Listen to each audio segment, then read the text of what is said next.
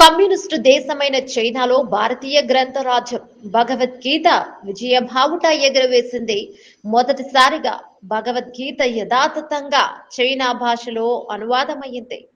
ఈ అనువాద గ్రంథావిష్కరణ బెయిజియాంగ్ విశ్వవిద్యాలయానికి చెందిన ప్రొఫెసర్ వంగ్ చూ చెంగ్, ప్రొఫెసర్ లింగ్ హైల్ ఈ యథాతథ అనువాదాన్ని గావించగా సిచుయాన్ పీపుల్స్ పబ్లికేషన్స్ వారు ప్రకటించారు.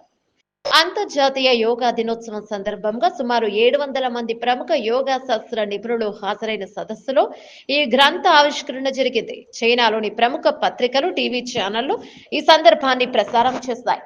చైనా భారత సాంస్కృతిక సంబంధాలలో ఒక కొత్త అధ్యాయం మొదలైందని అవి ప్రశంసించాయి. చైనా దేశానికి భారతదేశానికి గత 2000 సంవత్సరాల నుంచి సాంస్కృతిక సంబంధాలున్నాయని, చైనా దేశంలోని బౌద్ధ మతం భారతదేశం నుంచే వచ్చిందని, బౌద్ధం హిందూ ధర్మం సరైన సమన్వయంతో సోదర భావంతో వ్యాప్తి చెందాయని చైనాలోని భారత రాయబారి శ్రీ అశోక్ కే కాంత గ్రంథాన్ని ఆవిష్కరిస్తూ అన్నారు.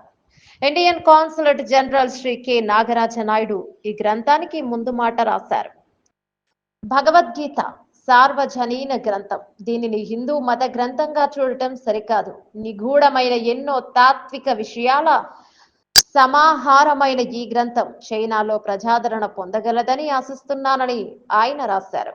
శ్రీ నరేంద్ర మోదీ చైనా పర్యటనలో షాంఘై నగరంలో జరిగిన మేక్ ఇన్ ఇండియా సదస్సులో ప్రసంగిస్తూ ఇటీవల కాలంలో చైనాలో భగవద్గీత ఎంతో ఆదరింపబడుతోందని, అందుకు సహాయపడుతూ భారతీయ విజ్ఞానాన్ని చైనా దేశస్థులకు పరిచయం చేస్తున్న పండితులను ప్రశంసించారు.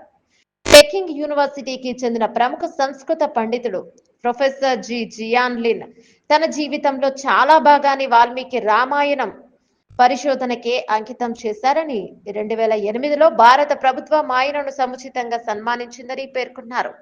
చైనాలో ఈ అనువాద గ్రంథం ఒక మైలురాయిగా నిలవగలదని పలువురు మేధావులు ప్రశంసలను అందజేస్తున్నారు.